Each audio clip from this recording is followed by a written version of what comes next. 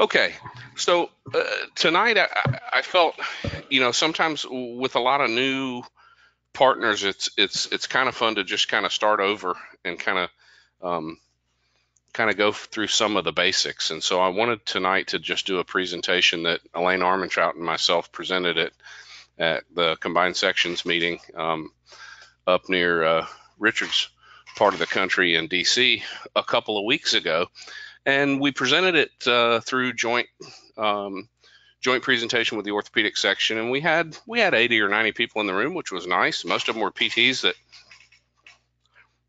had never done EMG, and there were a group of PTs that had. But at any rate, we had a good time, and so really the goals, everybody understands that.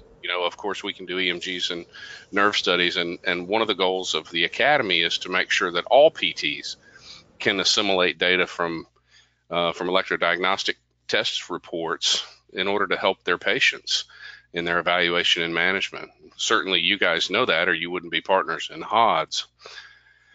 And of course, throughout that, people need to understand the utility of electrodiagnosis and understand that when it's indicated that we need to potentially choose to do a referral. Certainly from a report, if it comes from somewhere else, and or if you guys do it, you need to be able to assess the data in a way that it can help you with your patients, so that you can advance their plan of care based on the findings that you see. So PTs have been doing EMG since the 1960s, and the American Physical Therapy Association published a position statement that was re-updated in 2018 that used electrodiagnosis instead of ENMG. But we've been doing this for a long time. Dr. Brooks and myself have both been practicing well over 20 years, and this is pretty much all we do. It's interesting to hear that even though it's referenced in the APTA Guide to PT Practice, and it should be involved in all entry-level PT curriculum, that a lot of PTs don't even know that PTs can do EMGs. Certainly, we have opportunity for board certification through the American Board of Physical Therapy Specialties. If you're board certified, you can get paid by Medicare. And from a couple of studies that Dr. Armentrout had done, our compliance in performing studies is very good. In fact, is better than our physician counterparts. Huh. Expand on Well, I just think that it's probably very true. I mean, that I think the level of proficiency with PTs doing EMGs is better than a lot of the neurologists. Yeah, there was a study done, and I can't remember the author, that looked at compliance rates, and they looked at things like, were norms referenced, was temperature referenced, were appropriate nerves tested, were just the basics of what should be in a report. Very similar to what you guys look at when you look at your rubrics for submitting reports for review. And the compliance rates among physicians ranged from the low mid 20s up to about 40 to 50%. Dr. Armentrout published a study that had indicated that while still not perfect, the PT compliance rates were between 70 and 80%. So there's some established history, anyways, of PTs doing EMGs and PTs doing EMGs well. In the area where we are, we're pretty much the only ones that do it. And hopefully it's because we do it well. So I'm going to go through. Can I add on to that, Rick? Sure. Um, so I haven't been doing EMGs for very long, but the patients that I've done them on who have had EMGs done in the past have said that the way that we're doing it was definitely more extensive than what they've had before. So Yeah, that's actually a really common, a really common feedback that I get from folks is that, well, yeah, I had this done. They were done in 15 minutes, and or I've even had patients' reports in front of me from previous tests, and the patients will say, well, they did the nerve study, but they never stuck me. And I'm looking at a report that's got muscles that are sampled on it. And so I think that there's a fair amount of fraud and waste um, within within the communities. And I'm not going to step out there and say that PTs may not be guilty of things. If we did things perfectly, our compliance rate should be well above 90%. And hopefully, if you're if you're working with me, then I would hope to hold you to a high standard.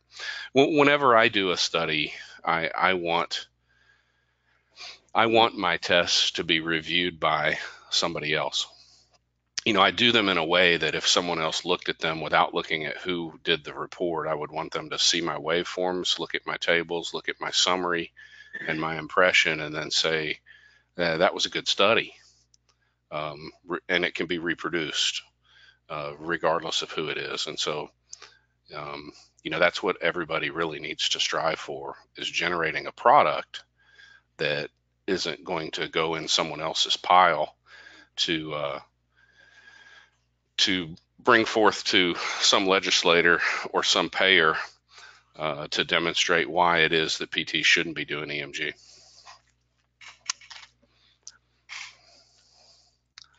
Okay, so in most states, we can practice. Hawaii, Nebraska, New Jersey, um, we can't do EMG at all. There's some restrictions in Michigan. In fact, Michigan passed a law that said that the PTs who were already board certified in Michigan could continue to do them, but that they wouldn't allow any other PTs to do EMG in the state of Michigan. So Michigan's out. Otherwise, there are laws and practice acts that widely allow PT across the country. And is there anybody from Wyoming on the call?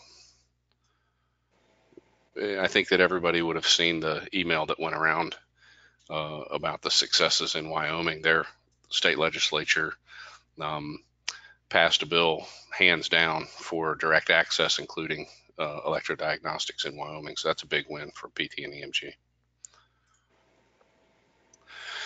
So, of course, in our practice, we do physical examinations and we do tests and measures in nerve conduction and EMG. And that's really where things fall, is that electrodiagnostics in states that are silent are simply referenced as those are tests and measures of the neuromusculoskeletal system.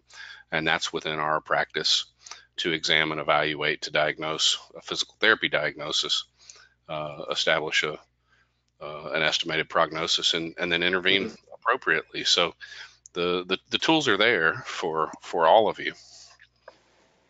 Now you'll hear nerve conduction studies, NCS, you'll see EMG, you'll see electrodiagnostics or EDX, the term clinical electrophysiology you'll see, but it gets sort of confusing with the cardiac electrophysiologist when we say I'm a clinical electrophysiologist. And then, probably 30, 40 years ago, PT said, well, we do electroneuromyography to kind of throw in the EMG and NCS in one lumped term. But all that terminology is the same. When we do these tests, we're looking at the peripheral nervous system, unless we're doing strictly with electrodiagnostics in EMG and nerve conduction. We're looking at the peripheral nervous system. And everybody knows, and you'll hear it time and time again, that electrodiagnostics is an extension of your neuromusculoskeletal exam, and that the findings from your EDX is not pathonomic for specific disease. And even though there's a star that says except myotonia, which is a specific hereditary condition, the presence of myotonia doesn't mean that a person has myotonic dystrophy, which is the specific hereditary condition that's referenced. Even patients with myopathy may have myotonic discharges. So that really should be stricken from this. That Elaine wrote that, I didn't. But at any rate, it's our responsibility to present the data in electrodiagnostic terms. It's our referring provider's responsibility to determine a medical diagnosis. And electrodiagnostics is not pathonomic for a specific disease process. Everybody understands that, yes? So when you're challenged in your communities by people who say, well, you can't do EMGs because you can't make a diagnosis, it's easy to say, well, wait a minute.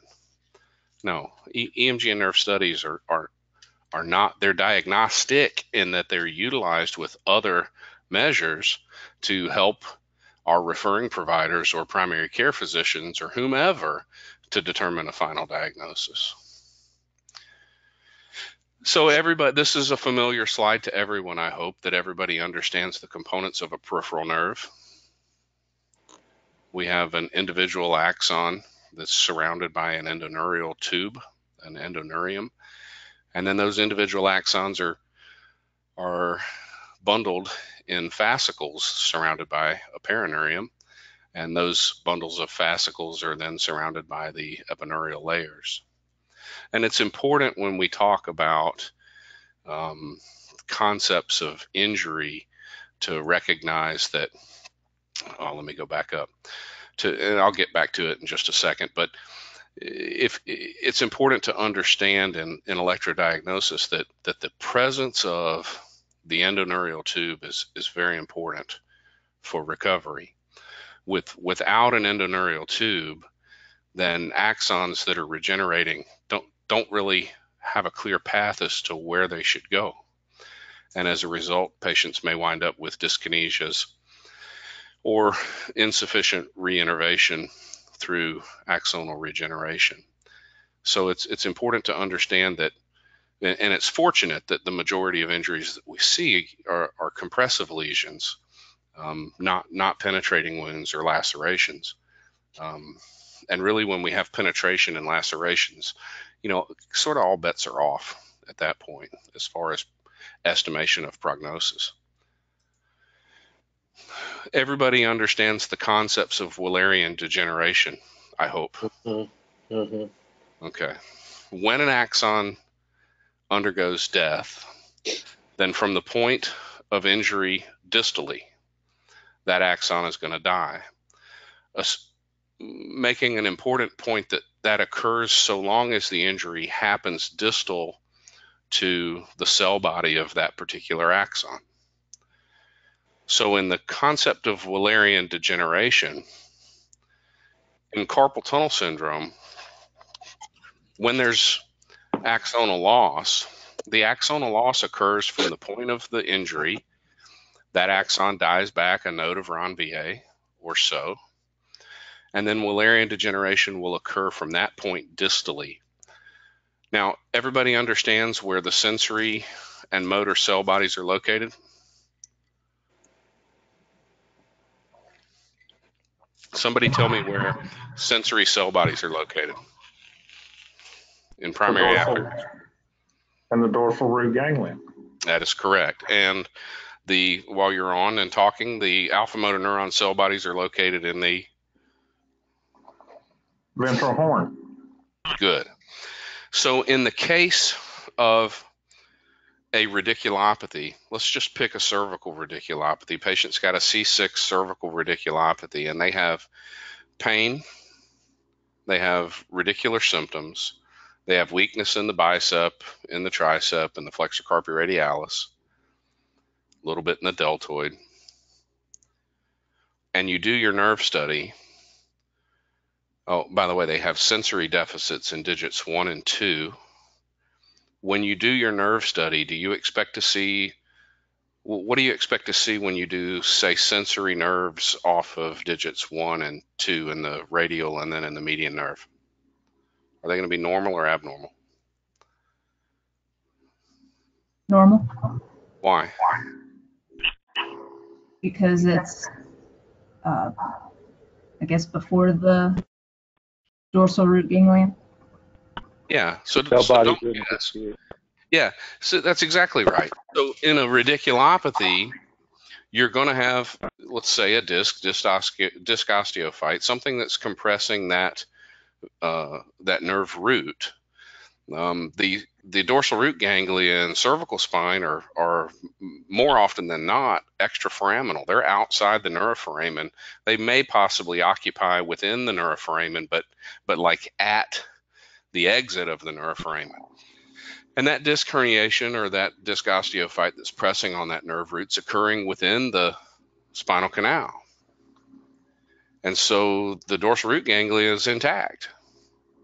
So you've got a clear conduit between the dorsal root ganglia and the sensory organs to digits 1 and 2. Therefore, no Wallerian degeneration will take place. Your sensory nerve conduction should be normal. What about motor nerve conduction? If we tested off of the biceps or the deltoid, would those potentially be low in amplitude, or should they be normal? Would be low in amplitude. Good. And explain why, Richard. Because the insult is occurring distal to the cell body. Good, which happens to be in the anterior horn. So that conceptually understanding those points are really important when you're doing EMG and nerve studies, because those are sort of hallmarks. That whole concept of a preganglionic lesion simply refers to sensory amplitudes are generally preserved in radiculopathies because they occur proximal to the dorsal root ganglia, and therefore we call it a preganglionic injury. Now, the statement there that says that it takes 21 days to see needle EMG changes it takes 21 days to see profuse changes throughout the targets in an innervated motor neuron. You may see changes as early as a week, particularly in proximal muscles, but typically speaking, when you're being asked or you're looking at a patient and the patient says, I've had this problem for 2 weeks, and they've got a flaccid limb, or say they've got a Saturday night palsy and they walk in with a wrist drop, and you stick a needle in the extensor digitorum, and they don't have active motor units, but there's also no abnormal insertional activity, no fibs, no positive waves, you have to stop and think, well, when did this happen? Because it takes time for the development of abnormal resting potentials to be recognized with EMG. Certainly you may see them sooner than 3 weeks, but generally speaking, they should be more widespread after about 3 weeks.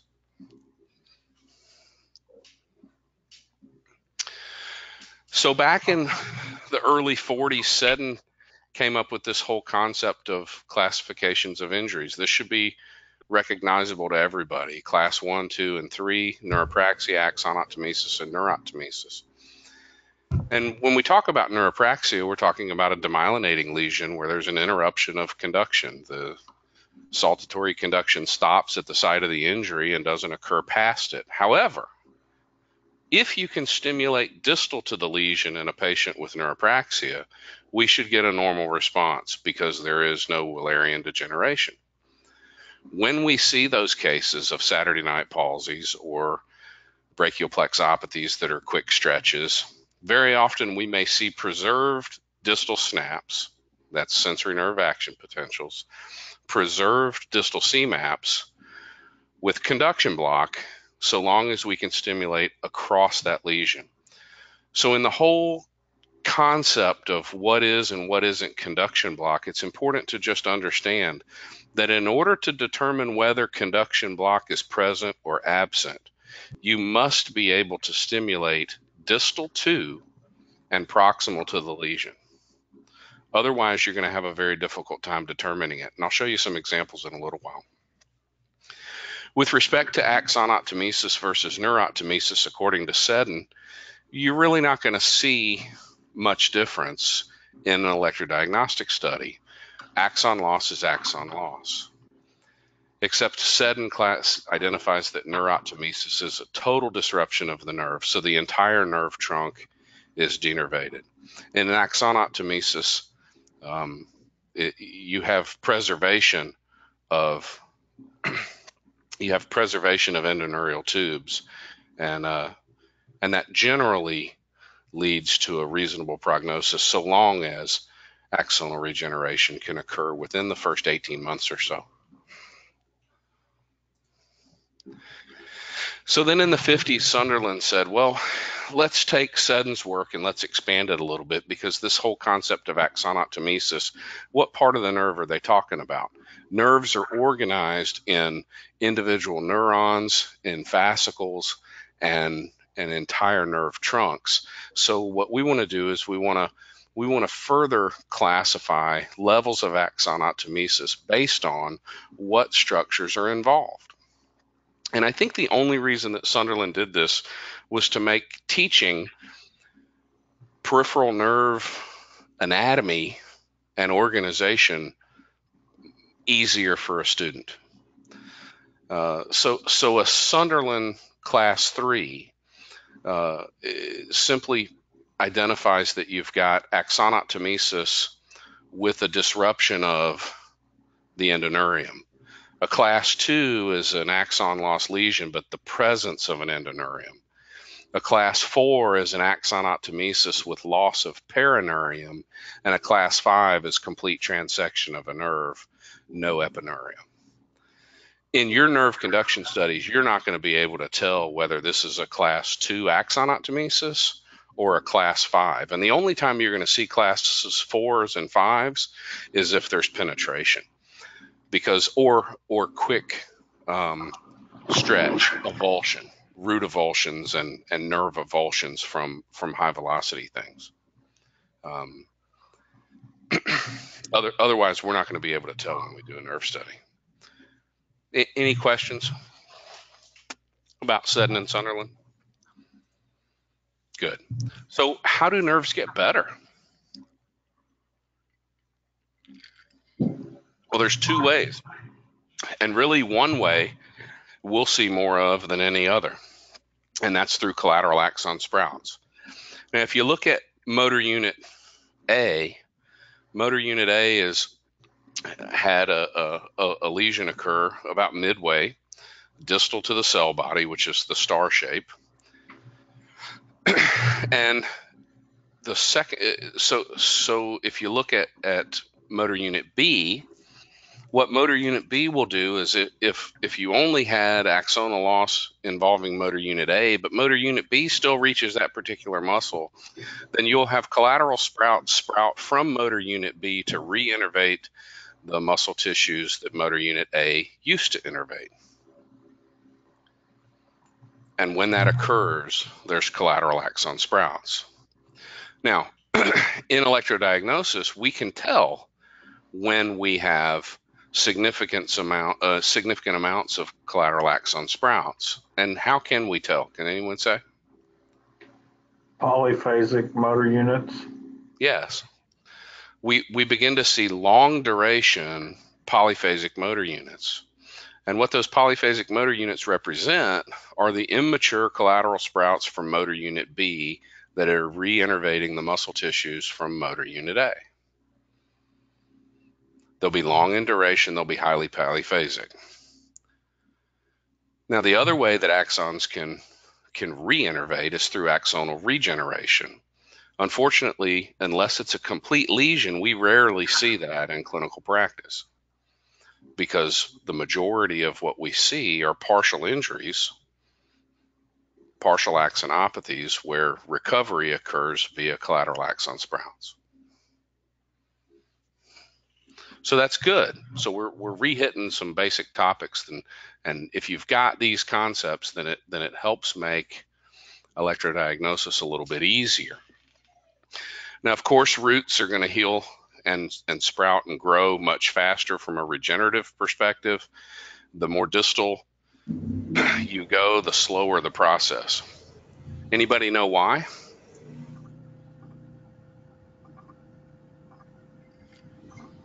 Less blood flow, Uh, less nutrients. Sounds good. I would accept that as a partial answer.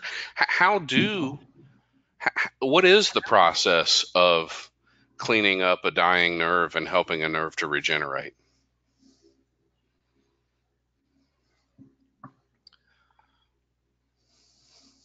I always thought it would increase blood flow. Blood flow certainly plays a part in it. It's sending the stuff down the nerve. Yes, and what's the concept? What's that called? So I forgot the name of it because it's axonal transport. Transport. Right, axonal transport. It's a longer distance, and so the further away from the nerve cell body, the slower the nutrients and the information gets to the end of the nerve. That's exactly right. So if you think, and I like to use examples in Georgia where my patients can understand, and we talk about healing, and we talk about how long things take, and and we talk about how things grow. I like to use an analogy of an old-timey bucket brigade. If you've got a fuel source, that is like a water source, an energy source. In a neuron, that energy source is in the mitochondria. It's within the cell body, as Bill had just mentioned.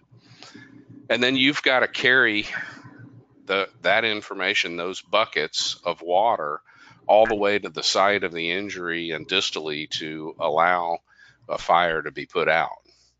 The closer the fire is to that cell body, the easier it is for 100 guys and 100 buckets. The closer that fire is to the lake, the easier it is to put that fire out. The further away you get from it, the more difficult it is for that process to take place. You're traveling over a much longer distance for it to be able to do its thing. Would the diameter of the nerve also play a role in this? I don't know the answer to that question, Richard. If you're talking about an individual axon, I'm not sure. I'm sure that it's a confluence of shared nutrients from, the larger a nerve is, the hopefully the more nutritious it would be. So the larger the nerve trunk, if you injure the trunk of a tree, a tree's ability to help heal is probably better than if you injure the distal portions of the limbs of the tree. But I don't know the answer to that.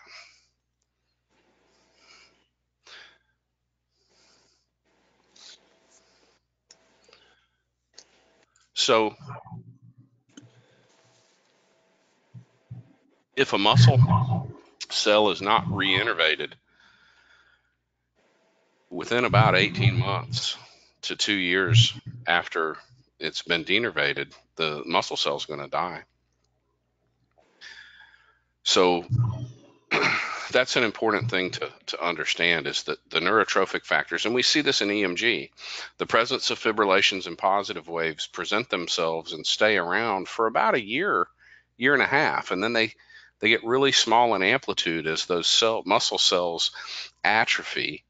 And then as those muscle cells atrophy, then those muscle cells will just kind of die back, be replaced with connective tissue, and they no longer are emitting any neurotrophic factors, to which I like to call sort of beacons to those regenerating axons or those collateral sprouts to say, hey, I'm over here, come reinnervate me.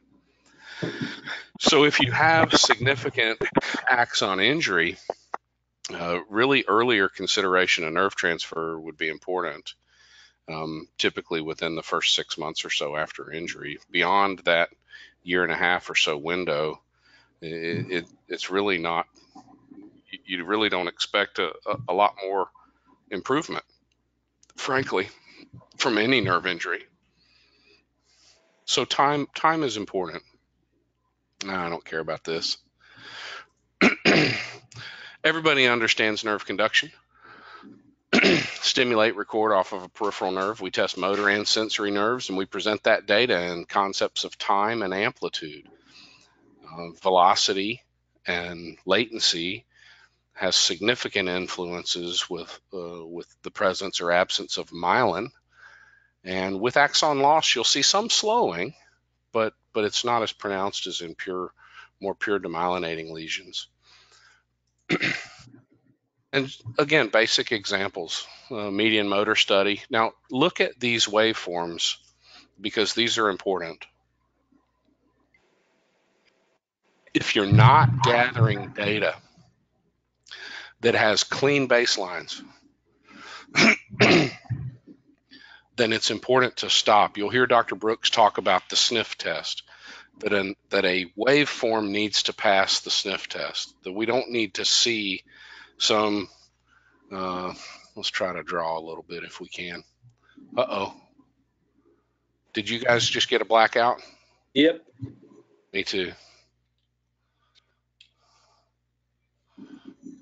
I'm back. Yeah, me too. So I'm not drawing good tonight.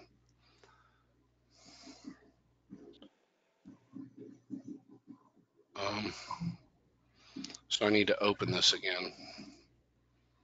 So I guess I'm back to there. Okay, so it looks like I'm gonna. I wonder if I can open this. Can you give me just a sec? Sure. I don't know that I can draw in presentation mode, but just understand that I want your baselines to be clean. Can you see my cursor? Yes. Okay. Are you using a PowerPoint presentation, right? It's PowerPoint, but I'm pulling it out of Dropbox, and then but yes, I'm using PowerPoint. You got options for me? Go to the left corner down there on the bottom. See if something shows up there. No. Never mind. Okay. But if you can see my cursor, I don't love this median sensory response because of this positive deflection that we see right here.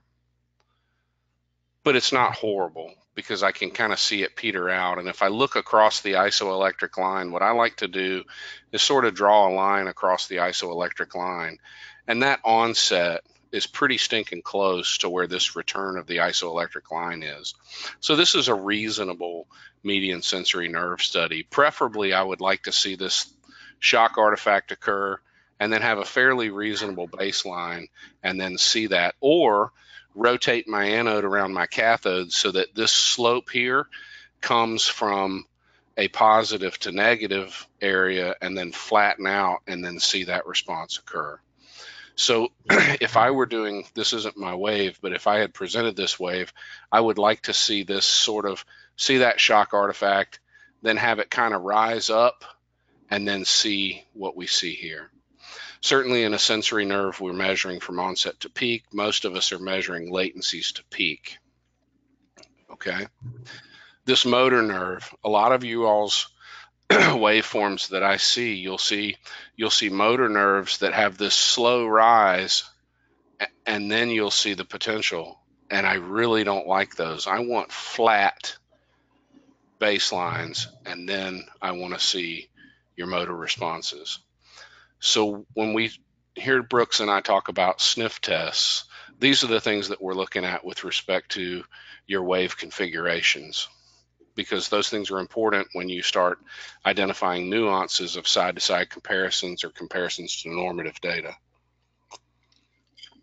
What happens beyond the sensory potential out here, I really don't care about.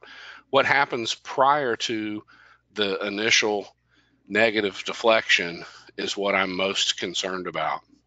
So if you take a dorsal ulnar cutaneous response as an example, or medial antebrachial cutaneous nerve response, they're very difficult to get without this large motor shock artifact that comes at the end of that potential. And so you'll struggle to try to get a response that looks like this, and then you'll get frustrated and you'll try to make it look like this. And as a result, you'll often understimulate the nerve just to make the motor artifact go away after your sensory potential. And so long as your waveforms look clean up to the potential and then you see motor artifact, I'm not near as concerned as seeing a bunch of crud and not being able to see the onset and the peak of that nerve potential. Does that make sense to everybody? Yes. Good. So, simple again, terminology, latencies. Latencies, the timing of the action potential. Motor latencies are always measured to onset. Okay, we talk about latency that's delayed, prolonged. I don't like seeing people write delayed onsets because they're not onsets, they're delayed latencies. We reference amplitudes in motor axons and millivolts, typically in sensory nerves and microvolts. And in amplitude, we call it low amplitude or normal amplitude. We don't call nerve conductions high in amplitude or larger than normal in amplitude. We do for motor units, but in nerve conduction, amplitude is normal or it's low. We talk about nerve conduction velocity, and when we talk about velocities, we don't talk about them being unusually fast. If we see unusually fast nerve conduction velocities, then typically there's either an anastomosis or we've got a technical error in either measurement or volume conduction of another nerve that results in nerve conduction velocities that are faster than normal. The more people you see, the more and the better your data looks, the more you'll come to recognize that nerve conduction velocities that are 70 meters per second or greater are typically errors, unless you're way up high on a nerve trunk, which, by the way, Richard, you will see faster nerve conduction velocities in larger caliber nerves. So the bigger the nerve is, the more proximal you go, the faster that nerve is going to conduct. And so there's a length dependency in nerve conduction velocity with the diameter of the axons. The smaller they are, the slower they are. And then, of course, we look at dispersion, the dispersion of the potential, which we measure in milliseconds or in duration. And it's either normal or it's temporally dispersed. So those are just the common terms that you're going to write and you're going to see. And what's not listed there is also conduction block. And we'll show you some examples here in a minute. So to the left, this is a normal motor nerve conduction of a median nerve. This is a stimulation in the palm, reasonably flat, easy to see the takeoff. First thing I look at when I'm looking at motor nerve conductions is I look at the morphologies. If I were to superimpose all of these, I would see fairly consistent amplitudes, and the wave morphologies look pretty much the same. This axillary stem, we begin to see this extra hump right here, and that little extra hump is likely a little bit of volume conduction from the ulnar nerve, because in the axilla it's very difficult to isolate stimulation of just the median nerve. So we're probably getting a little bit of a volume conducted response from say the adductor pollicis or from the first dorsal interosseous. But overall, if I superimpose those, you know, my rules are if if 2 5-year-olds couldn't draw over top of one another any better than that, then they're pretty comparable. So this is a normal median nerve.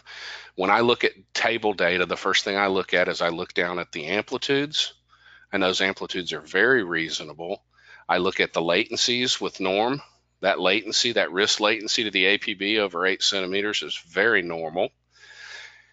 And then I look at my conduction velocities. My transcarpal velocity is reasonable. My forearm is reasonable. My axillary or my brachial segment is also reasonable. So that's a normal median conduction. In comparison to the other side, where I see now a slow latency at the wrist. And so I see a 4.8 millisecond response. I see a transcarpal, and I can't see this, but my guess is that this transcarpal velocity is slow, is it? all you all's names are on the right side of my screen, so I can't see what's right here. But how fast is this segment? It is 16. 16. 16. Okay, so that's a slow transcarpal response. This 21 centimeter segment, I can't see the velocity here, but that's normal. 66. Very good. So we've got slow, and we've got normal, and we've got a slow latency. And this is a pretty standard motor nerve conduction in a patient that presents with what? Carpal tunnel. Carpal tunnel. Mm-hmm. Now, we like to call carpal tunnel median neuropathy at the wrist because you may also see this exact same data in a patient who has peripheral neuropathy that shows up in your practice with primary numbness in their feet, and in your screening of the upper extremity, you happen to stumble upon focal slowing of the median nerve at the wrist. And then with questions, you say, well, do your hands go to sleep? And they're like, no, not really. You say, well, you don't wake up in the middle of the night with them asleep? No, not really. And so they have focal median neuropathy because the median nerve is tight at the carpal tunnel, and in patients that have peripheral neuropathy, they may have median neuropathy at the wrist, but that may not be carpal tunnel. Any comments, questions there? Why is it not classified as carpal tunnel again? Can you tell me that, please? Sure. So what is carpal tunnel syndrome? Entrapment. No. What is carpal tunnel syndrome? It's a compression of the median nerve as it goes through the carpal tunnel and the wrist. Okay. So you just said the same thing that he said. He said that it's an entrapment, and you just said it's a compression of the median nerve at the wrist. It's an irritation of the median nerve at the wrist, but it's not necessarily an entrapment phenomena. What's the definition of carpal tunnel syndrome?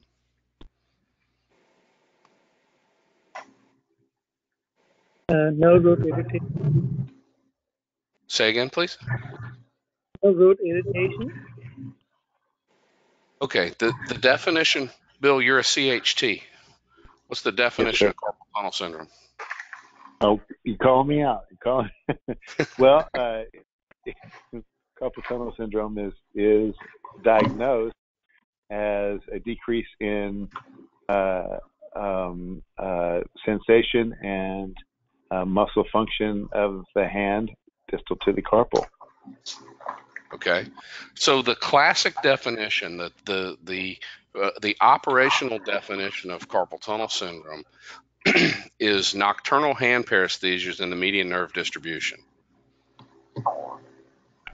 typically that improve with a flick sign, that may also become bothersome with prolonged position of the hands during activities like talking on the phone and driving a vehicle, things that cause vibration. So carpal tunnel syndrome is a collection of signs and symptoms that implicate involvement of the median nerve at the wrist, but I can assure you that you're going to see patients who clinically present with carpal tunnel syndrome who have completely normal median nerve function at the wrist. Okay? So I want you to... I'm sorry, Bill. You go ahead. So the idea is, it's a compilation of symptoms, and the diagnosis signs. And signs. So, but even when you do musculoskeletal ultrasound on a nerve, it may be maybe bigger than normal, but they still might, just because the nerve is larger, or if it looks like there is an irritation and they don't have problems, it is what it is. You can't just diagnose it, just by looking at a musculoskeletal ultrasound or neuro diagnostics. Yes. Neurodiagnostics. So the same question, I would ask the same question with respect to impingement syndrome. Is glenohumeral impingement pathology? Now listen to what I asked. Is glenohumeral impingement pathologic? It's more of an idea. It's more of a a system of what is happening with the patient. There are special tests you can do, and you can also talk to the patient and get their symptomology. So what you just said was that symptoms matter. So impingement, glenohumeral impingement is a normal phenomenon. If you put your thumb down and you forward elevate, you will impinge in the subacromial arch. Every time. Thumb up, less impingement, but still impingement. At what point does glenohumeral impingement become impingement syndrome? When it limits functional ability. Okay. And someone else said pain. When the impingement becomes provocative, then that normal occurring glenohumeral impingement, thumb down, elevate, I can't elevate because I'm impinging the subacromial contents of the subacromial arch. When it hurts, I now have impingement syndrome. But the concept of glenohumeral impingement is normal. It happens. It happens every time. Now, why is it, do we think, that our normative values for transcarpal and for across elbow ulnar conduction is slower in those regions in normal patients than other nerve segments? Because there's more resistance in the nerve. Yes, because it's a tight place. It's already tight. And so neurophysiologically, even in a normal patient, typically speaking, across elbow nerve conduction velocity and transcarpal velocities are slower than other nerve segments normally. So when does carpal tunnel syndrome, when does median neuropathy at the wrist become carpal tunnel syndrome? When they have pain. Yes. When the signs and the symptoms are consistent with a problem, then we can then lead to a diagnosis. But remember, we don't make diagnoses with EMG and nerve conduction studies. We talk about neurophysiologic function. Is it normal? Is it abnormal? When it's abnormal, what's involved? Is it sensory? Is it motor? How bad is it? And I would contend that you're going to see patients who present with clinical signs of carpal tunnel syndrome who do not have median neuropathy at the wrist. I see them all the time. And vice versa. I see patients with peripheral neuropathies who have no nocturnal hand paresthesias, no change in symptoms with a flick sign, who have median nerve slowing at the wrist. They have median neuropathy at the wrist, but it's not carpal tunnel syndrome, Ganesh. Does that make sense? Yes. What if the patient has high pain tolerance, no sensory involvement, but more morphological changes with respect to muscle weakness? Okay. I'm sorry, Ganesh, you've got to speak up a little. I couldn't hear you at all. Okay. No. What if the patient has, patient that has a high pain tolerance, but no sensory impairment, but just more muscle weakness? And are you talking about median neuropathy at the wrist? Yes. Or are you talking about in general? No, median neuropathy. So when you do their sensory nerve conductions, are they normal or abnormal? Well, I haven't done any EMG yet. I'm just yet begin. But I've seen such patients with high pain tolerance, tight wrist, but no sensory, impairment, but they have established muscle weakness. And thenar weakness. Thenar weakness, exactly. Yes.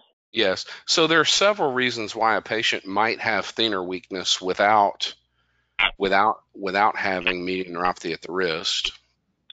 And I think CMC arthritis is the most common that I see.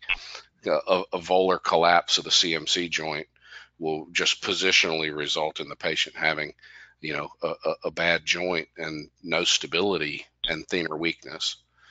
I see that quite a bit. But I think it would be important to test those patients to see. Certainly, I like to say that patients don't always read God's textbook of correlative anatomy and what it is that they're supposed to say they feel when they have a problem. And you may see patients who say that they don't have numbness and tingling, but when you do other objective sensory tests, you find out that they actually do have an objective sensory deficit. Rick? Yes. Rick? So yes. I think what you're saying was that, sometimes you'll have a patient that comes in, they'll have numbness and tingling, and then they'll have, wasting or muscle weakness, but they won't have pain. And, it's the nociceptors that kind of go first, because they're the smallest of the nerves that to get injured earliest, right? No, your larger, faster fibers are more likely to be injured in compressive lesions before your smaller pain fibers. So you're saying that the sensory fibers won't get they don't get injured or have affected first, but it's the sensory fibers will. You just said nociceptors, pain fibers. Well, nociceptors are sensory fibers. Yes, they are, but they're small. You'll see patients that have more paresthesias and weakness than pain, although you'll see pain as well, depending on how inflamed it is. That's exactly what I was saying. Okay. So, well, it's more or less. Excuse me. Did that help answer that, Bill? Yeah, definitely. You a lot of times the pain receptors are not, they're not as big of it involved. Yes, that's exactly right. As the A deltas and the others. Yeah, your primary afferents and your alpha motor neurons. Yes. Right. Your larger primary afferents and your alpha motor neurons first to go. So you're gonna have a little bit of motor involvement and sensory changes occurring early. And often, look, these compressive lesions are slow and they're progressive. They tend to be intermittent based on position. That's why they're more bothersome at night than they are during the day. Unless there's a lawyer in a car accident involved. Or unless there's other trauma. You'll see a lot of acute carpal tunnel syndrome where the patient laid a new wood floor and they were banging on the thing that makes the gaps go together in the wood, or they were laying carpet, or they were doing something that they're not used to doing, and then they've got swelling, and then they've got compression, and now they've got a hot carpal tunnel that's painful, that's aggravated, that's slow, that weakness, their conduction block. So you'll see those patients too. But the natural course and history of carpal tunnel is a slower progressive nerve compression at the wrist with intermittent symptoms. And early on in early carpal tunnel, you're going to have intermittent primary sensory complaints, more so than the motor that you were describing, Ganesh, that gradually progresses and then gets worse during the day when they do some other activities, but most always improves with a flick sign. And the majority of patients that I see with carpal tunnel don't have a lot of objective sensory deficits. They've got provocation with Durkin's. They may have a positive Phelan's or not. But what they tell me is my hand goes to sleep at night when I'm asleep. I wake up, I position it, I hang it off the bed, I hold it over my head. It's worse when I drive a car. It's worse when I talk on the phone, when I do my hair, when I put on my makeup. And that's a classic, that's a symptom of a syndrome. And then when I do the nerve study, then I'll see median neuropathy at the wrist. But MNW, median neuropathy at the wrist, is what we see and is what we call. And we may see MNW in cases of patients who complain of carpal tunnel, but we may also see it in patients that have other disease processes like peripheral neuropathy. Okay? We see it. And depending on the function of that nerve, we don't want to send those patients to have surgery necessarily, unless axons are gone or dying. At any rate, on the left, what you can see is, again, imagine if you can see my line here. Here's our isoelectric line. I want to be able to trace that isoelectric line straight across and find my onset. So here is that shock artifact. I'm coming up in a negative deflection. I see its return to baseline, and then I see my potential. I see it come up, I'm returning to baseline, and I see that potential. That's what I want to see when you guys send me reports. It's coming up, and there it is. It's coming up, and there it is. On the right, this is a very typical patient who has median neuropathy at the wrist, and on the left, that's a normal median sensory response to digit 3. Conduction block and temporal dispersion, other things that we see. The arrows help a lot, and I really like the superimposition to help. Bill, you sent me a nice diagram of what we see here. Now, you can superimpose this and turn your screen around and show it to a patient, and you can say, show me where the problem is, and they'll put an arrow right here.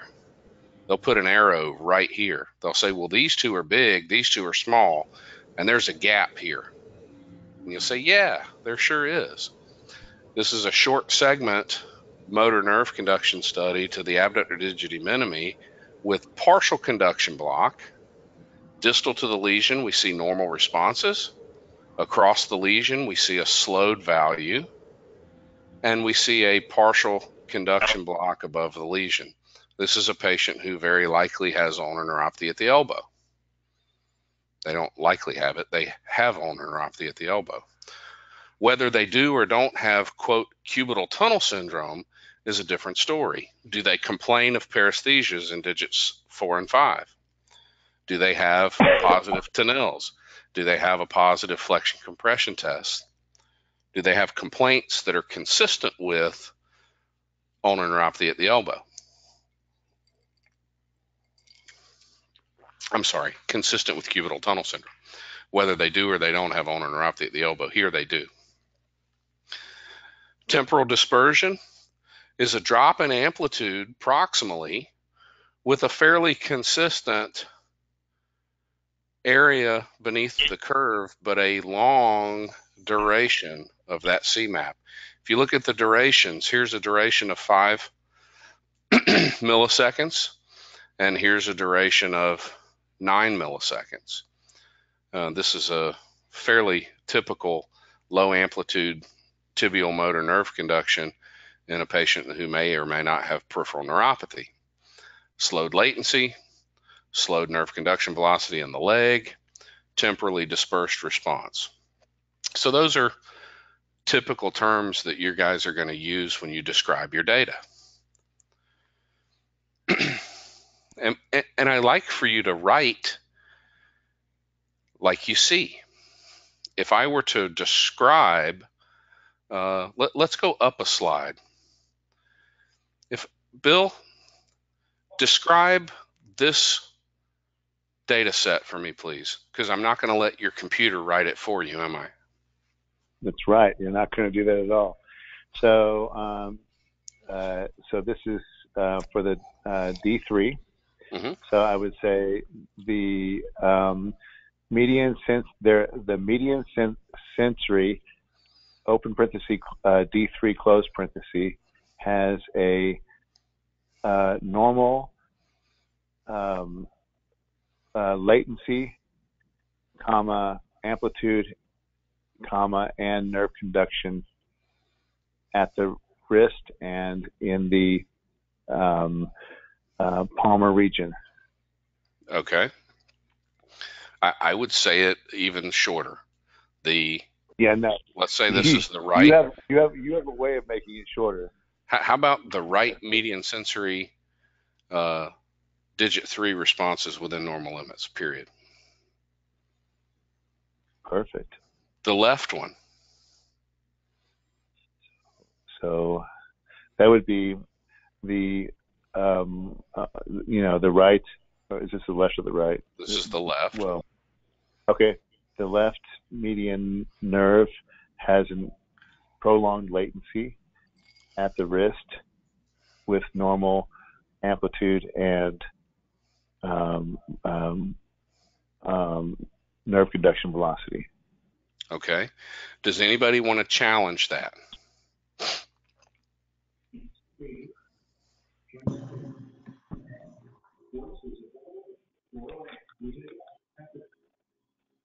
I'm looking at these two. I'm going to look at these two and say they're from the same patient. Does anybody want to challenge what Bill just said?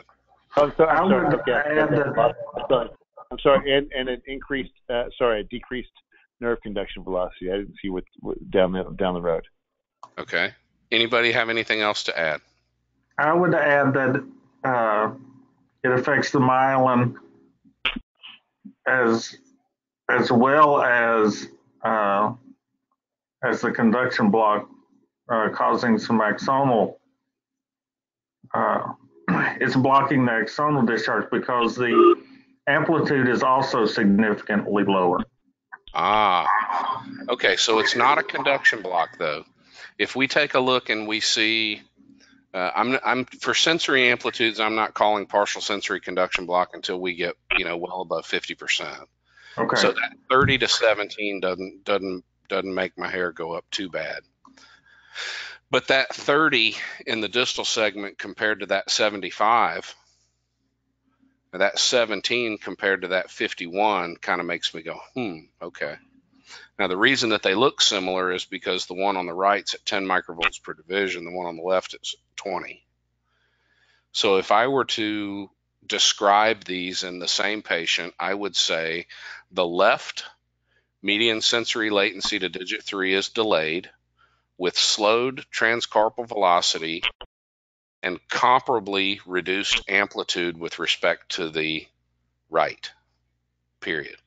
And I just described this wave here, these two. The right median sensory nerve to digit 3 is within normal limits. So the two sentences, and I was able to, with reasonable description, say they're slowing in the latency, the long latency, with slowed transcarpal velocity and comparably reduced amplitudes. Even though it's normal, it's not normal when we look at it to the other side. And this one itself is normal.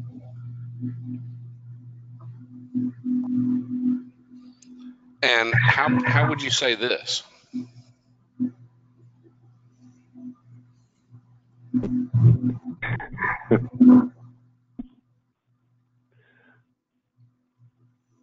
You couldn't.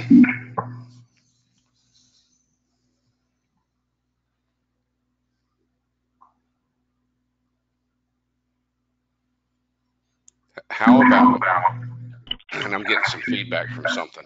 I'm not sure where that's coming from, but at any rate, how about there is slowed segmental velocity in the right ulnar motor nerve conduction at or just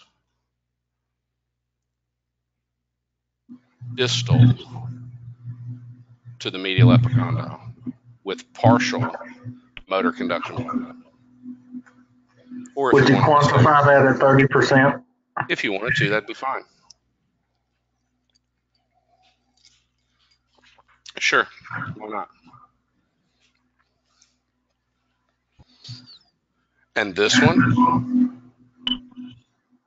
the first thing that I can see is amplitude. So there is low tibial motor amplitude with delayed latency, with mildly delayed latency and mildly slowed leg velocity and temporally dispersed proximal CMAP. Period.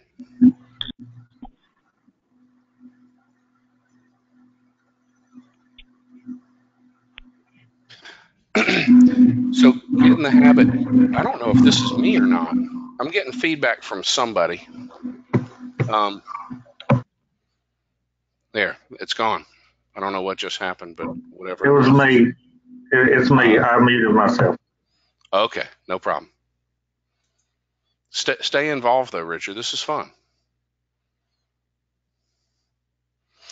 Okay, so everybody understands what we do when we do an EMG. We're looking at motor units, we're looking at insertional activity, and we're looking to identify whether there's neuropathy or myopathy.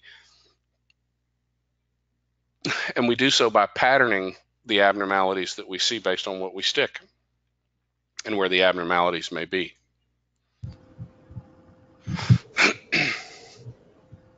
Everybody understands what a motor unit is. It's an anterior horn cell, an alpha motor neuron, and all the muscle fibers that it innervates. This is an example of an isolated motor unit. When you do your EDX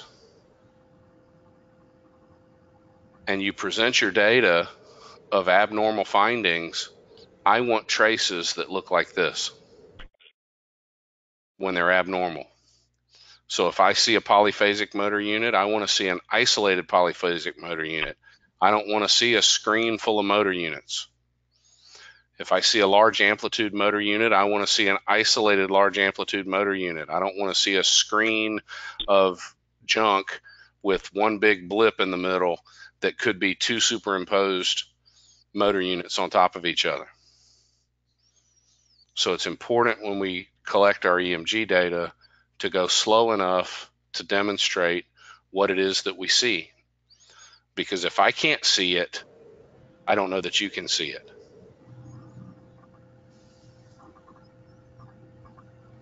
Okay, so when we move a needle inside of a muscle, the first thing that we look at is insertional activity, right?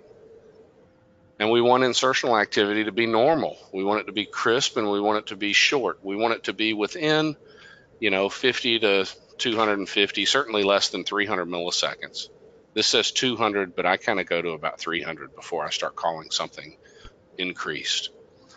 Once something is increased, we call that muscle membrane instability or unstable muscle membrane.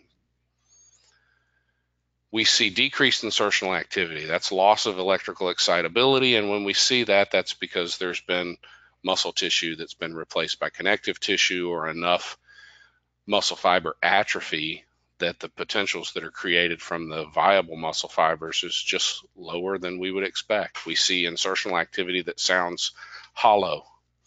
It's very short. It's not crisp.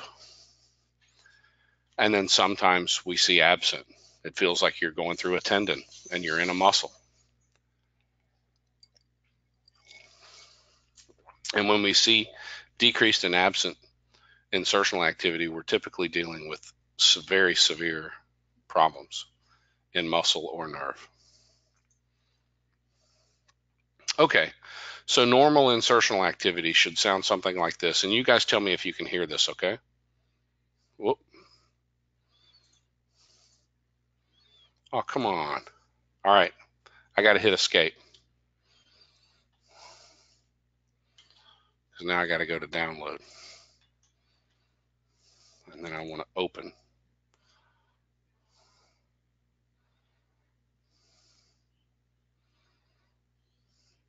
You guys doing okay? Yes, thank you.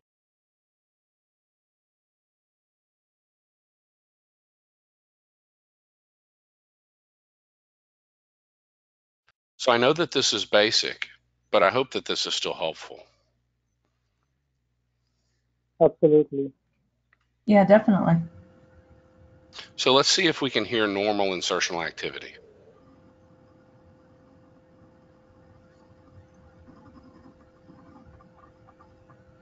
It's supposed to be playing.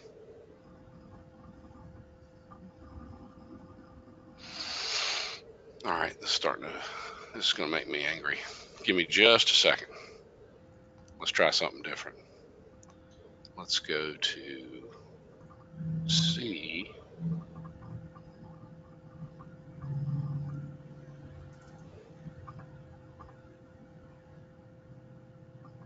Where does it say downloads?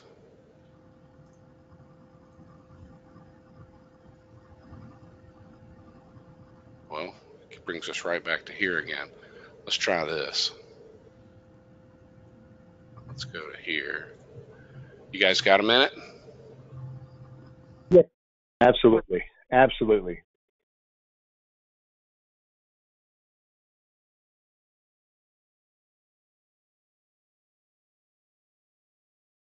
Let's go back Rick, to. Rick, these things are technically difficult to show, and so, I mean, we all just really appreciate the fact that you're doing this, and I mean it. Thank you, man.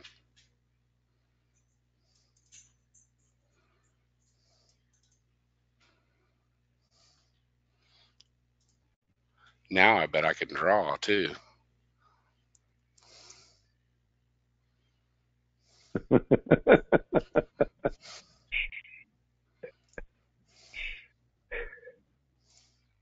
Hey.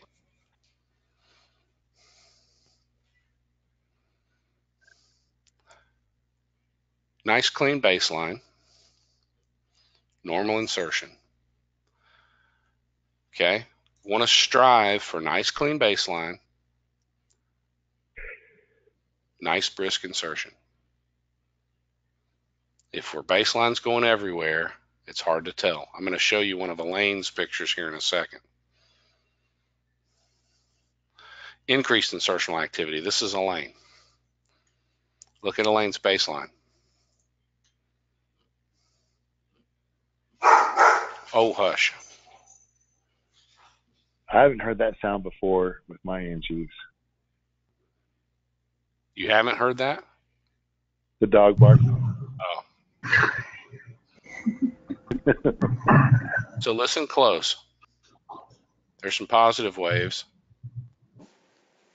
And that's a positive wave. Listen to it again. So we have increased. I'm not getting any audio. You're not? Yeah, I'm not getting audio. Yeah, me neither. Nobody's we getting can- audio?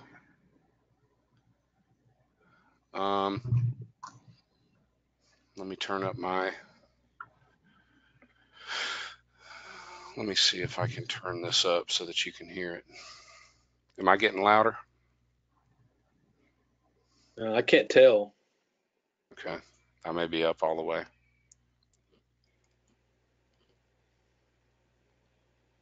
No audio? Still no audio. Well, crap. So, Rick, on this right here, Yes. so you would say increased insertional activity. Great. And increased resting activity, right? Yes, I would call those are positive waves that are popping up. Those thumps. You can see them too. Yeah. So, can you have positive sharp waves and fibrillations without increased insertional activity? You could, yeah, and you'll see some in a minute. I'll show you. Would you document it that way? No, I wouldn't. Yes, I would not put increased. In this instance of decreased insertional activity, you're gonna, if you watch the screen, you'll see. And I'm sorry you guys can't hear this. I need to try to figure out how to make the sound work better, because this should work. I went over stuff like this with Lugo, and he said he could hear it fine. I'm going to unplug my speaker. I'm going to unplug my, I'm afraid to. If I unplug my headset, then if I plug it back in, it may not link right back up.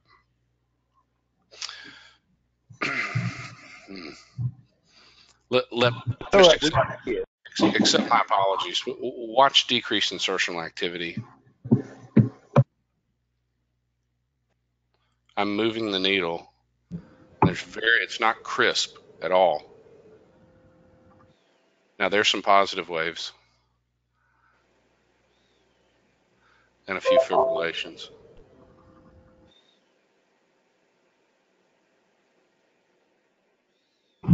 So here is a decreased insertional activity. Then in the background, there were a couple of fibrillations that were happening with decreased insertion. So just because you see fibs and positive waves doesn't necessarily automatically mean that there's increased insertional activity.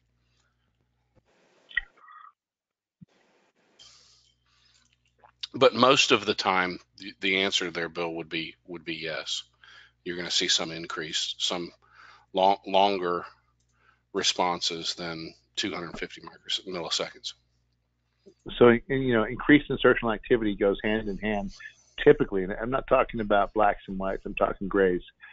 It typically, if you have fibs and positive sharp waves, it goes hand in hand with increased insertional activity. Typically, yes. And I'm not putting it into black and white. I'm keeping it in the grays. Yes. The answer to that is yes. Unless you see decreased insertional activity. Right. But most of the time, if you're seeing fibs and positive waves, most of the time when we see them, unless they're very significant injuries, when we see fibs and positive waves, we're provoking them. We move the needle, and then that propagates the potentials.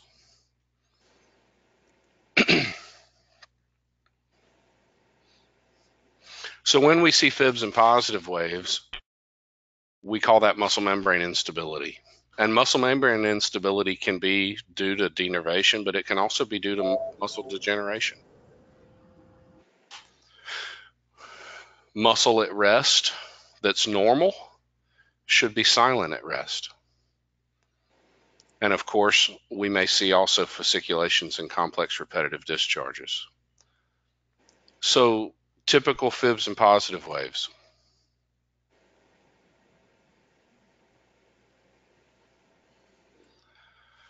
When those potentials last beyond 2 seconds of me moving the needle, then I'm calling a train. You may see a burst of fibs or positive waves that last a second or so. I don't call that 1+. Unless I see fibs and positive waves that persist beyond a couple of seconds of insertion, I'll only use increased insertional activity to describe that. But here, those waves are persistent.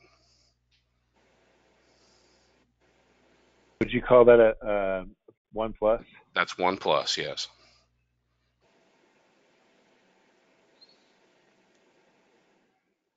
When I first started, for the people who are just starting, I used to call that a 4. Yeah, and that's really common. That's really common. You get so excited. You go, oh my God, that's got to be a 4. 4+ fibs and positive waves fill the screen and they don't go away. Right. And we can do another talk on trying to grade. I've got lots of examples of 1+, 2+, 3+, 4+. Fasciculations, you'll see these a lot. This is just a motor unit that's just, you may visualize this, but oftentimes when you're in a muscle, you'll see just a motor unit just pop up. Boom, tap, boom. That's a fasciculation. Fasciculations aren't necessarily pathognomic for any disease process. Certainly in patients that have motor neuron disease, you may see them profuse. But you'll see benign fasciculations in patients. We all get them. We get them in our eyes and our FDIs and our deltoids or biceps. And we get fasciculations all the time normally. And the first time that you hear complex repetitive discharges, you'll wonder, and the patients will wonder, what in the world is going on? But this is at rest. That muscle is completely quiet.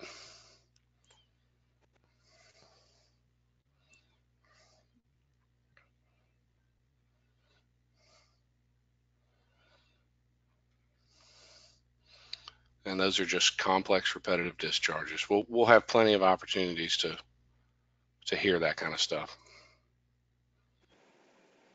Okay, so this is where I find people have the biggest hiccups, is being able to isolate motor units, to slow down, to take a look at what a motor unit is supposed to look like. And so we call lots of polyphasics and we call lots of long duration responses because we're not willing to slow down, try to isolate a unit, look at it, assess it, and go from there. When a patient has neuropathy, motor units change in their configuration. They become polyphasic because of collateral axon sprouting. They become large in amplitude because of more mature collateral axon sprouts that are becoming more synchronous. And typically both polyphasics and large amplitude units will generally have longer than normal durations.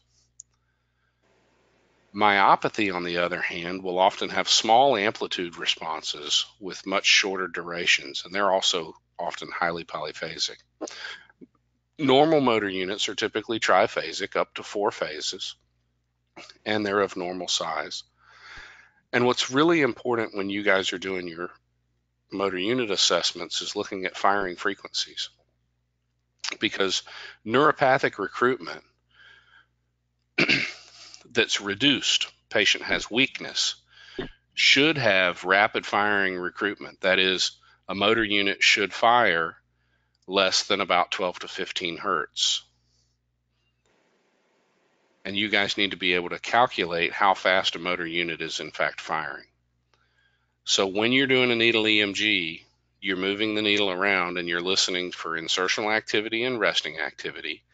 And then once you begin to recruit, it's very important that you work to isolate individual motor units and look at, 8 to 10 different motor units in the same muscle.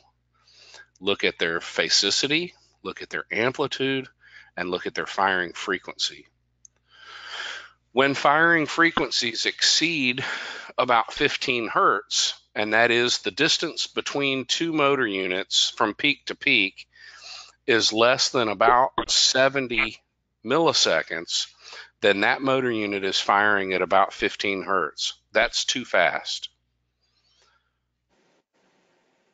Does everybody understand why motor units fire fast and how we recruit normal motor units? Is it important that I go over it? Yeah, why don't you? Yeah, I'd like for you to do it just because Sure. I think it's important for everybody. Sure. So when you first begin to create force, there's only 2 ways that we can create more force, more muscle, more force with respect to the demand of the muscle. And that is to increase the speed with which a motor unit fires and to recruit more motor units. So when a muscle first begins to fire to provide necessary resistance, you'll have type 1 motor units that begin to fire at about 5 hertz. And those motor units will gradually pick up speed until they reach about 10 hertz, at which point another motor unit, another type 1, will kick in to help. So the first motor unit's firing at about 10 hertz, the second one kicks in at around 5 and begins to speed up. So now we have 2 firing and they're both picking up speed. When the second unit gets to about 10 and the first is at 15, then a third unit's going to kick on, and that's a type 1. And I don't ever test a patient and try to look at more than 3 units on the screen at once. So when I'm listening and I'm looking at motor unit assessments, I'm only looking at type 1s, and I'm only listening to 1, 2, at most 3 motor units on the screen at the same time, and preferably not 3. Sometimes that's hard, but it's important, because if I look at that first unit when I've got 3 firing, how fast is the first one going? About 15 hertz. And 15 hertz is our cutoff to say, wait a minute, that's firing rapidly. Usually, as you continue to fire a motor unit, once you're exhausting the type 1s, now I need some real force. We call in the big guns and the type 2s fire off. And then it obliterates our screen. When that happens, what you're looking at doesn't mean anything. And when I do an EMG, I don't ever have a patient give me full contraction with a needle in a muscle. I don't need to. because I've already muscle tested that muscle. I know if it's weak or not. And I've already looked at their phasicity, their firing frequencies, and the amplitudes of those motor units with 1 or 2 on a screen. So I don't need to look at it when it's fully contracted. I don't get any information out of it. It just hurts. Does that make sense? Mm-hmm. Yeah. Absolutely. Okay. So motor unit recruitment is normal, and I don't care about a full pattern. To me, normal means it's firing with normal morphology, normal firing frequencies, normal durations. Neuropathic is going to be reduced, and reduced to me means rapid firing. It's firing at faster than 15 hertz. It's large in amplitude, it's long in duration. Myopathic. Why don't they say it that way? Why didn't you say it that way?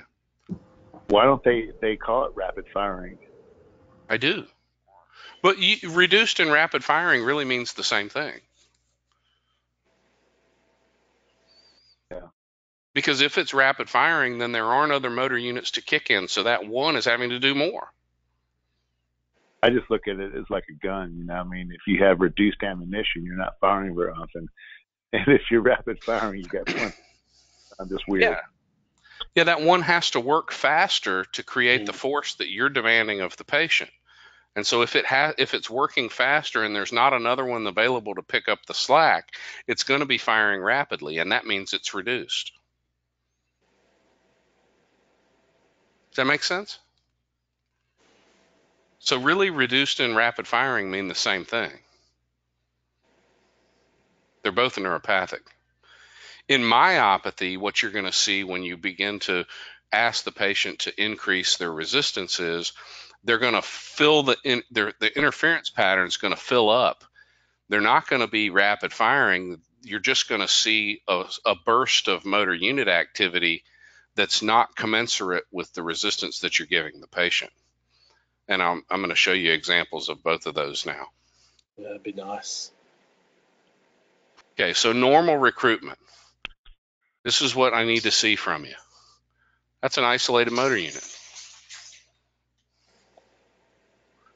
Starting to pick up speed a little.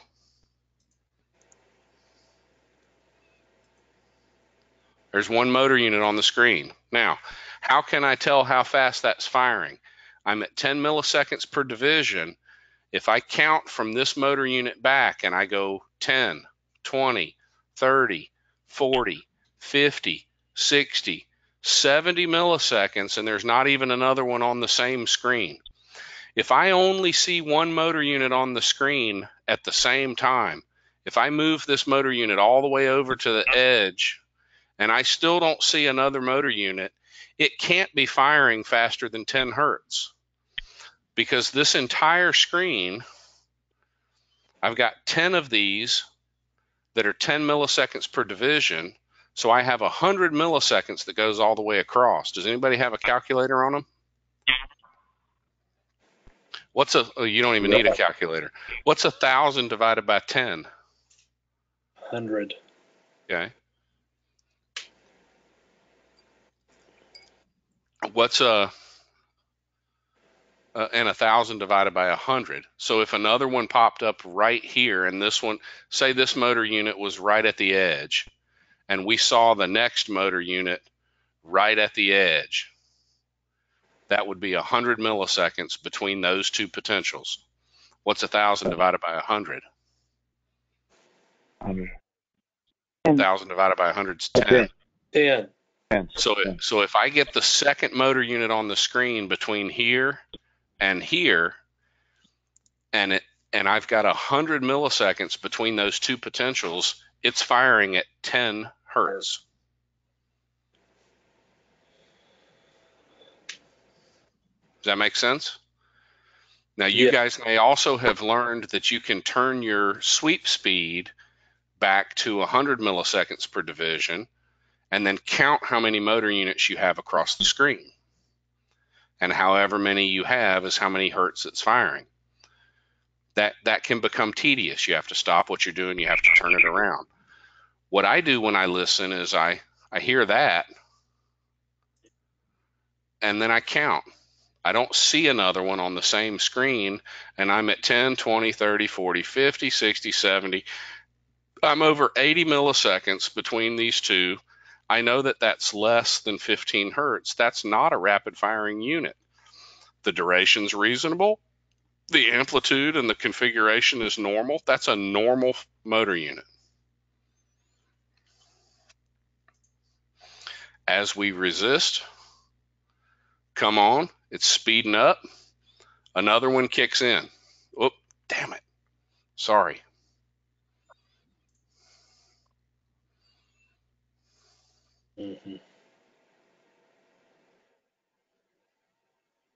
That's a normal unit. I'm moving on to the next unit.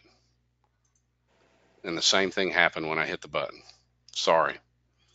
We'll just listen to that all the way through. I don't usually get to this last part when I'm looking at a patient because I've already decided that this is normal. But I'm going to look at 8 of those in every muscle that I stick. I'm getting another unit. Now, right there, there's too much on the screen for me to make any sense of what's going on. And none of that makes any sense to me at all, what I see at the end. Okay? Is everybody tracking? So, so that's it's normal or abnormal? I mean, why so much activity on the screen? Well, because I'm having the patient give me more resistance, more resistance. I'm slow in this. Here's what I'm doing with this patient. Just hold gently, isolate, isolate. Just keep one on the screen. Give me a little more resistance. It's starting to speed up. Give me a little more resistance, a little more resistance, more resistance. Now hold, hold, hold, hold. And then they all blow off the screen because the type 2s are coming in. So that's what I was doing with that particular patient.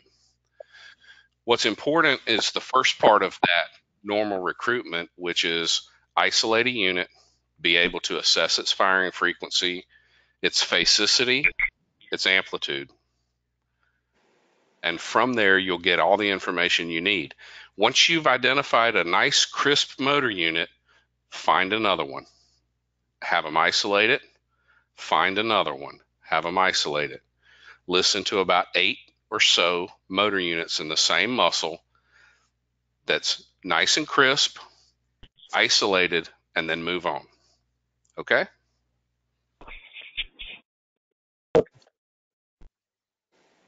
And you do this how many times? How many? I do it fairly quick. I'm once I start to listen to motor unit activity, by the you've watched me do an EMG. By the second or third muscle, the patient knows exactly what I want from them. I want you to give me 1 or 2 motor units, 1 or 2 pops, and just kind of keep those pops going. And then when they bring in 3 or 4, I say, now back off just a little. That's too many. Just give me 1 or 2. And they'll hold 1 or 2. You move to the next muscle, and they figure it out. They figure out what you want, and they figure it out pretty quick. It should sound like a 2-cycle engine. Okay. You remember? Well, I think I remember you saying it should sound like a 2-cycle engine at the max. Yeah. Okay. So if you guys can find, one of the things that'll help you with your ear is see if you can find a metronome app or a metronome online and set it to 15 hertz and listen to it. And it's pretty quick. And then set it to 10 and listen to it. And start training your ear to hear what less than 12 to 15 sounds like.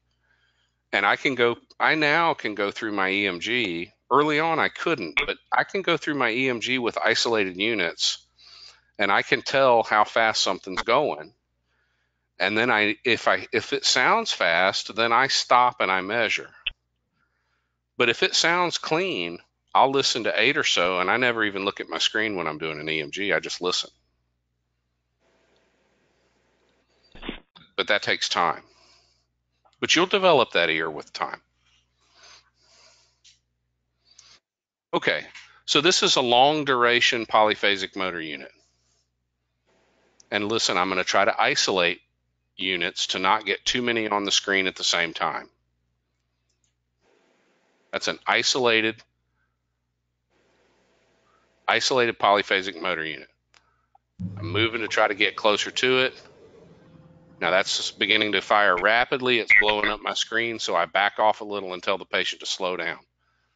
That clearly is polyphasic. Long duration, many phases, sounds very chunky. Back And off. this is evidence of collateral sprouting, correct? That is correct. Yep. More evidence of collateral sprouting. Large amplitude, rapid firing. This is at 5,000 microvolts per division, 10 milliseconds per division speed-wise. Tell me if there's more than one motor unit on the screen. It'll be the same motor unit. That's the same motor unit. That motor unit's over 40 millivolts in amplitude. In some instances, I'm seeing that thing. Okay, let's look at this. What's the firing frequency of this motor unit? This is the same motor unit, by the way. What's 50 that hertz. fire? 50 hertz. That's right. It's 50 hertz. Is that faster than 15? A lot faster. Lots faster. That's exactly right. And what about its amplitude? How big is it? Log amplitude. You're right. It's about 4 microvolts. No. 7.5. Well, Ganesh, I couldn't hear you.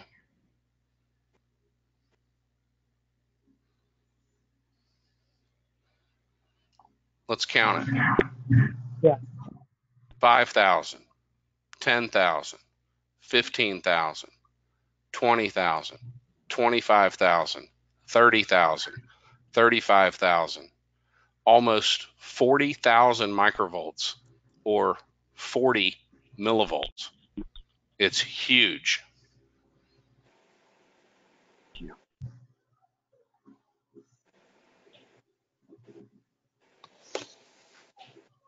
so that's mature sprouting. That is mature collateral axon sprouting. And in this patient, I was able to see one motor unit. When I asked them to give me more resistance to see if there were more motor units kicking in, there aren't any more motor units to kick in. Just that one is firing faster. So that is a very large amplitude, very fast firing motor unit. Now, does that mean that there's neuropathy or myopathy? Neuropathy. Neuropathy. And this is severe. That is an isolated motor unit that's huge, firing rapidly. So that's reduced rapid firing recruitment. That's neuropathy.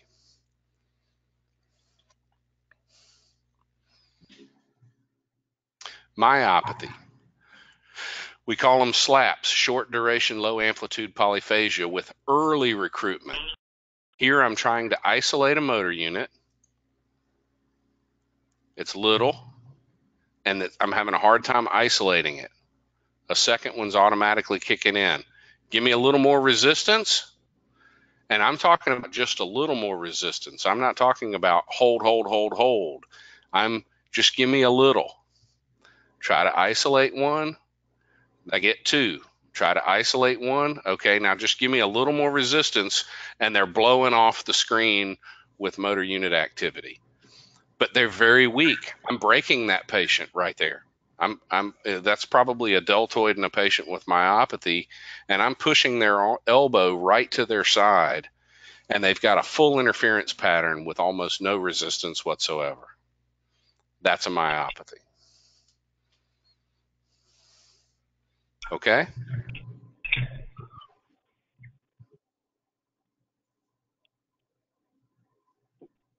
Myopathy. Give me a little more. Okay, now give me a little more. And they blow it right off the screen. And I'm asking for just a little more. I just want to see the transition to the next motor unit. I'm trying to follow that rule of 5. 5 hertz. The first one fires at 10. The second one comes in. The next one's coming in. That gradual ability to give me a gradual increase in resistance. And once I get about 3 on the screen, I really don't care. I'm done. I'm moving on to find the next motor unit.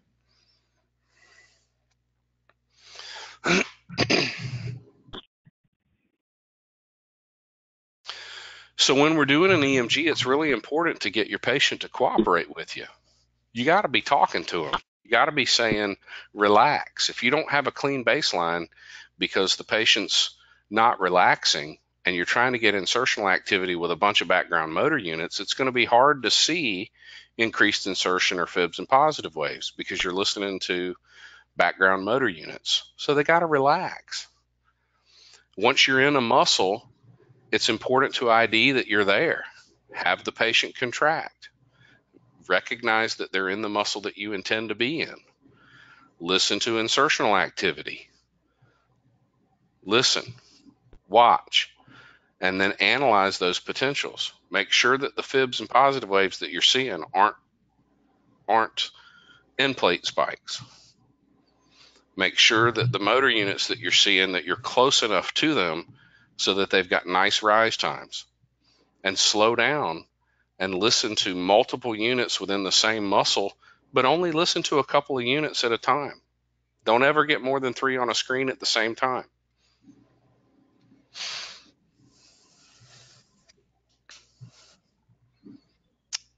Okay. Everybody understands all that. So it is already, it's 9:15. It's a pretty good job. What we're going to do next time that I present, what we're going to do is go through some cases. We'll talk about assessing severity. We'll talk about what to expect with respect to severity and recovery and how long it should take. And then we'll look at some common problems and some data based on those findings. Okay? Sounds great. Sounds good. Sounds great. So let's recap where we were. I hope I wanted to slow down and kind of go back to basics with my next couple whenever I'm on. We're going to take the next one. We'll talk about common neuropathies, and we'll talk about formulating a plan. And then after that, I want to go back to practice parameters and what it is that you need to test if you suspect a specific condition. So hopefully I'll build from basic to a little more advanced as we go over the next couple of months that you're with me during these webinars. Is that okay with you guys? Yes, absolutely. How often do you present, Dr. McKibben? I present every 5 weeks. Okay.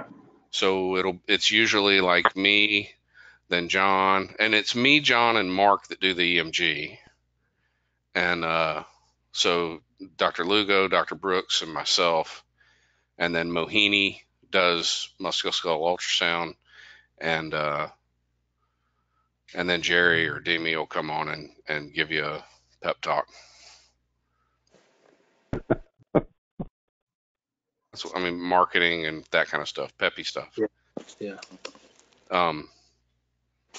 So questions about what we've kind of gone over tonight?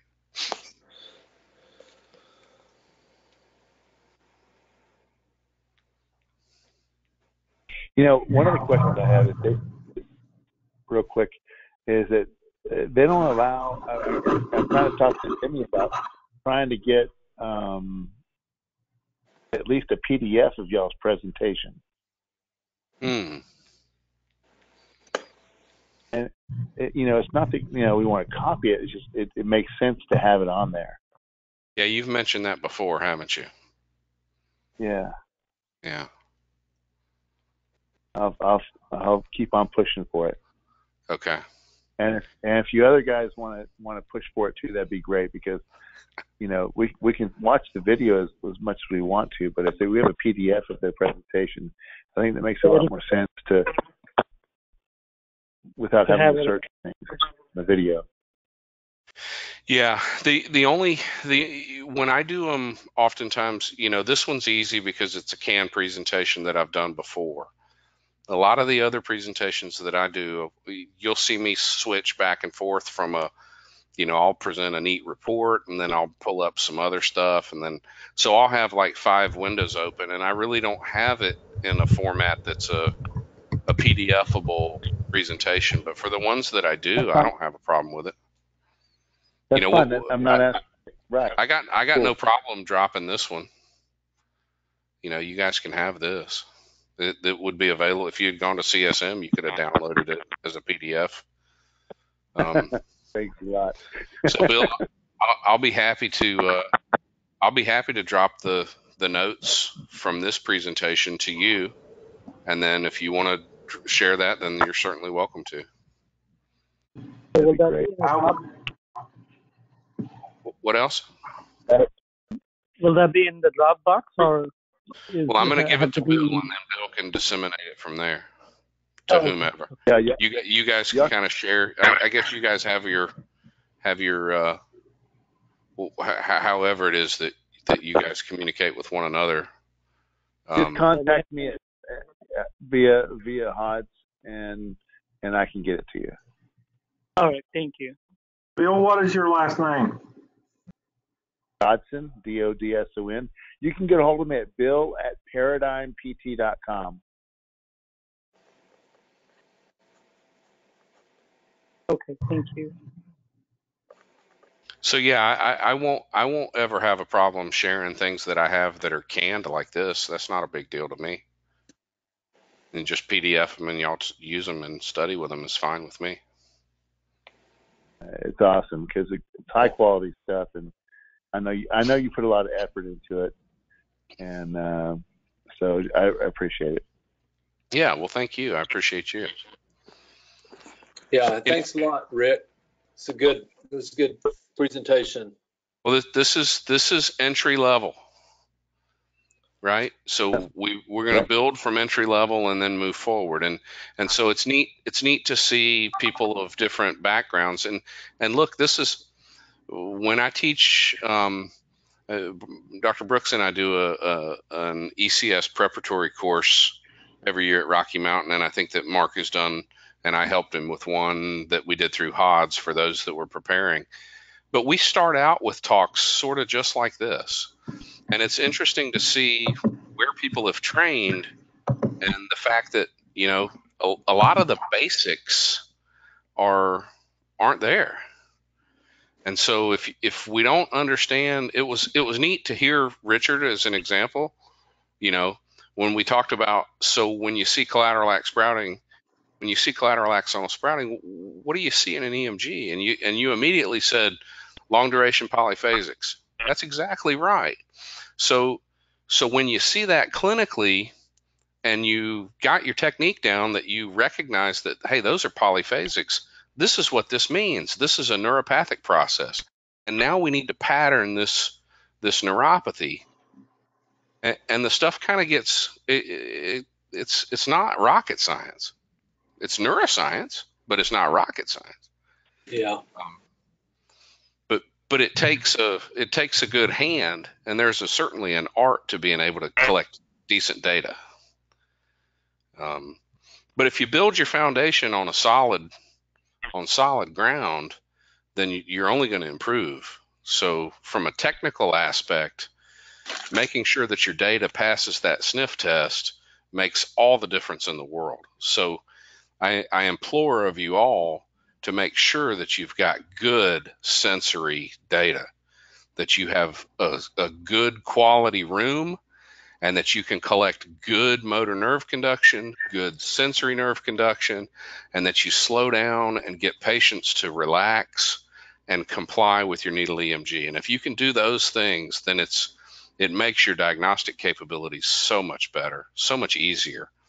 Because otherwise you're just kind of guessing and you're seeing a bunch of shit on the screen and it just doesn't make a lot of sense.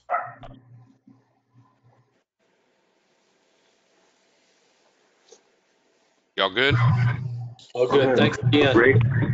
Absolutely. Awesome. Okay, gang. Thank you so much. You're very welcome. I'm going to hit stop